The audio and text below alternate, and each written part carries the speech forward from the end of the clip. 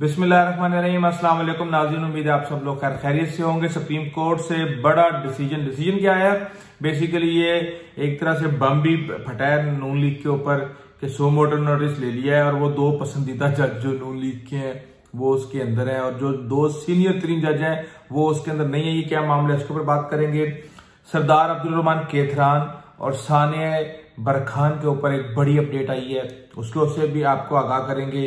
Jail भरो तहरीक, आप रोएं जो मर्जी करें, लगता है ऐसे है कि बड़ी कामयाबी से जारी है। उसमें 2 बंदे गिरफ्तार हुए हैं या 200 गिरफ्तार हुए हैं। मकसद अचीव किया जा रहा है और वजीर आजम ने जो कफायत शाही की मुहिम शुरू की है वो आप तक पहुंच चुकी होगी। इसके अलावा भी और बहुत सी खबरें हैं, नाराजगियां चल रही हैं, सैफर की तहकीकात से इनकार कर दिया गया है। लेकिन सबसे पहले आपकी जो अहम खबर है उसके ऊपर करते हैं बात कि चीफ जस्टिस अता मोहम्मद बंदयाल ने सो मोटो नोटिस जो है वो ले लिया है और कल दोपहर 2 बजे इसके ऊपर हियरिंग होगी, यानी समाअत होगी। अब उसके अंदर 9 जजेस हैं और 9 जजेस के अंदर जस्टिस सरदार तारिक और जस्टिस काजी फाइज ईसा का नाम मौजूद नहीं है, लेकिन 2 नाम जो मौजूद हैं वो जस्टिस एजाजुल एहसन और जस्टिस अपने नकवी साहब जो हैं उनका नाम दोनों का मौजूद है।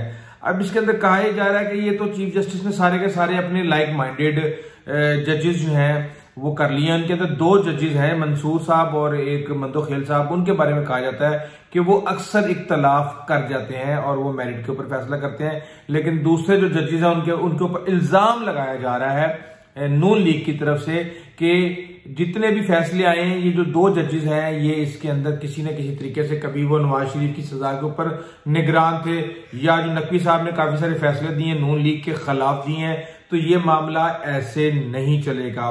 बार ने उन 2 जजेस के ऊपर सुप्रीम जुडिशल काउंसिल के ऊपर जाने का फैसला किया हुआ। मुझे ये समझ नहीं आ रही कि चीफ साहब अब जिद में है, गुस्से में है। आखिर क्या ऐसी वजूहात है कि इन दोनों जजों को रखना नागुज़ीर था। अब मसला ये है कि हम ये देख रहे हैं कि इससे पहले भी किसी भी सरबराह ने, चाहे वो बड़े से बड़े इदारे का था या कोई और था, उसने जबरदस्ती मन मर्जी या अवामी ख्वाहिशात और अवामी राय के खिलाफ जाने की कोशिश की तो सोशल मीडिया के ऊपर बहुत ज्यादा गंद उछाला गया। अब अवामी राय क्या है? अवामी राय ये है कि एक तरफ नून लीग है, दूसरी तरफ तहरीके इंसाफ है। वो कहते हैं जनाब कि आप इलेक्शन के मामले को छेड़े भी ना। तहरीके साहब वाले कहते हैं कि आप किसी तरीके से फौरी तौर पे अप्रैल के अंदर इलेक्शन करवा दें। अब फैसला जो भी आएगा, जैसे भी आएगा, वो कहीं ना कहीं किसी न किसी तरीके से मुतनाज़ा हो जाएगा। लेकिन बात यह है कि आइन का मामला है, 90 दिन के अंदर इलेक्शन होना जरूरी है। तो जाहिर सी बात है ये मामला आज नहीं तो कल ये जाना था। और इस तरह के मामला का हम अपनी बदकिस्मती है कि सियासतदान बैठ के कोई भी फैसला नहीं कर पाते, जिसकी वजह से ये मामला अदालत तक पहुंच जाते हैं। और उसके बाद जब अदालत से फैसला आता है तो दोनों तरफ से चीखें निकलना शुरू हो जाती हैं और कहा जाता है कि नहीं जनाब हम नहीं मानते इस फैसले को। बहरहाल ये एक अहम मामला है। अब आप अगले पूरे हफ्ते के काफी दिन इस केस की गूंज सुनेंगे और इसकी हेयरिंग होगी, मीडिया के ऊपर इसका ट्रायल होगा, एक जज की स्टेटमेंट सामने आएंगी। अब देखते हैं क्या होता है क्या नहीं होता। बहरहाल आपको मैं अहम केस के बारे में बता दूं एक और कि जो सानिया बरखान के ऊपर मीडिया के ऊपर पूरा तूफान मचा हुआ और मचना भी चाहिए, जाहिर सी बात है बहुत ज्यादा बर्बरियत हुई है। लेकिन उसके अंदर एक डेवलपमेंट ये हुई है कि जो लाशें 3 थी उनमें से जो एक लाश है जो खातून के बारे में कहा जा रहा था वो खातून की नहीं है, वो एक लड़की की है और उसके मुंह पे तेजाब डाल के उसकी शनाख्त को छुपाने की कोशिश की गई है। उसके सर के ऊपर 3 गोलियां लगी हुई हैं और उस बच्ची या लड़की जो भी है उसके साथ ज्यादती भी हुई है। अब उसके अलावा बकाया 2 लाशें हैं, उसके बारे में जानने की कोशिश की जा रही है। हो सकता है कि ये जिन 3 लोगों की लाशें लेके उनका कबीला एहतजाज कर रहा है, शायद ये वो लाशें हो ही ना, और तवज्जो हटाने के लिए और मामले को उठाने के लिए और फिर ऐन आखिरी वक्त में एक ट्विस्ट देने के लिए और उनको कैद से निकाल के सामने लाने के बाद कुछ गेम ऐसी लग रही है। मसला ये है कि सरदार अब्दुल रहमान केथरान को गिरफ्तार तो कर लिया गया है, उनका बेटा उनके खिलाफ बयान दे रहा है। इससे बड़ी बदकिस्मती, ये किस तरह का सरदार है जिसका अपना बेटा ही जो है उसके साथ नहीं है। बड़ी उनके लिए मेरे ख्याल से इस वक्त ये बदनसीबी की बात है। लेकिन बहरहाल इस केस के अंदर प्रेशर बहुत ज्यादा बिल्ट हो चुका है मीडिया का अथॉरिटीज के ऊपर, और किसी भी हद तक हुकाम जो है मीडिया के प्रेशर में जाने के लिए तैयार है, वरना ये काम इतना आसान नहीं था कि केतरान साहब को फौरी तौर पे गिरफ्तार कर लिया जाता। साहब कहूं या दरिंदा कहूं, बहरहाल ये तो अब इंसाफ होगा तो पता चलेगा। लेकिन बात यह है कि एक और बड़ा ही अहम केस आया साइफर का। साइफर की तहकीकात के मामले में आपको पता है जस्टिस काजी फाइज ईसा ने उसकी समाअत शुरू की थी, दरखास्त के काबिल समाअत होने की। उन्होंने कहा जी चक्को तो निकलो तुम, ये दरखास्त काबिल समाअत है ही नहीं। हम सुनी सुनाई बातों पे जो है हम अदालत अपना वक्त ज़ाया नहीं कर सकती।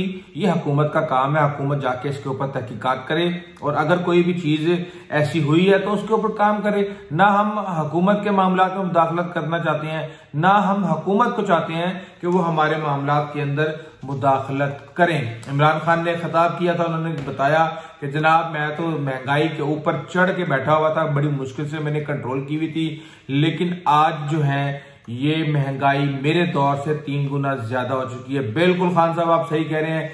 आपके बाद जो इस हुकूमत ने किया है, चाहे वो बारूदी सुरंगें थी, चाहे वो कुछ भी था, या इनकी हमाकत थी, इनका गलत वक्त पे हुकूमत को लेना था, इन्होंने आपके सारे पाप धो दिए हैं। अब हम आपको ये नहीं कह सकते कि जनाब आप नकम्मे थे, आप जाहिल थे, आप बिल्कुल नखट्टू थे, आपसे हुकूमत नहीं चल रही थी, आपसे महंगाई कंट्रोल नहीं हो रही थी, आपके दौर में कर्जे तो वैसे बहुत ज्यादा बढ़ गए। आप देखते हैं आने वाले 1-1.5 साल के अंदर के ये ऊंट किस करोड़ बैठता है। लेकिन कहते हैं कि आपने बहुत तबाही की है, लेकिन बदकिस्मती ये है कि इस मुल्क की अवाम को पिछले 70 साल से ये पता ही नहीं चलने दिया जा रहा कि तबाही की किसने है।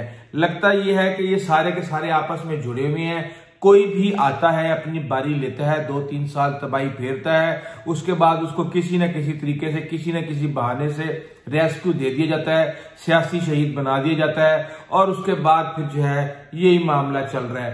कहने को तो कहा यह जाता है कि जनाब पिछले 50 साल या 70 साल के अंदर किसी वजीर आजम को आज तक अपनी मुद्दत पूरी नहीं करने दी गई, लेकिन शायद मुझे ये लगता है कि इन 50 या जितने भी वजीर आजम थे, सॉरी 24 के करीब, 23 से 24 के करीब जो वजीर आजम थे, शायद उनको रेस्क्यू किया गया हमेशा, और कभी भी अवाम के साथ, अवाम 5 साल गुजरने के बाद उनको इस नतीजे पे पहुंचने दिया ही नहीं गया कि वो फैसला कर ले। एक दफा किसी को रज के बारी दे दे 5 साल की, कभी 1 साल पहले उड़ा देते हैं, कभी 2 साल पहले उड़ा देते हैं, कभी 3 साल पहले।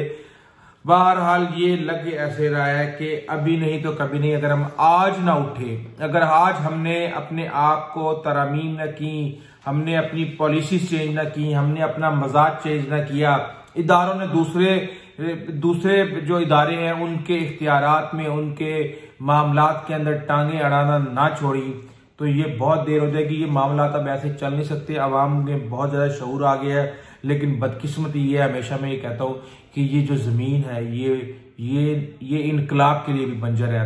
यहाँ पे इनकलाब भी नहीं आता। बहरहाल ऐसा तक इजाजत दीजिए। अल्लाह हाफिज।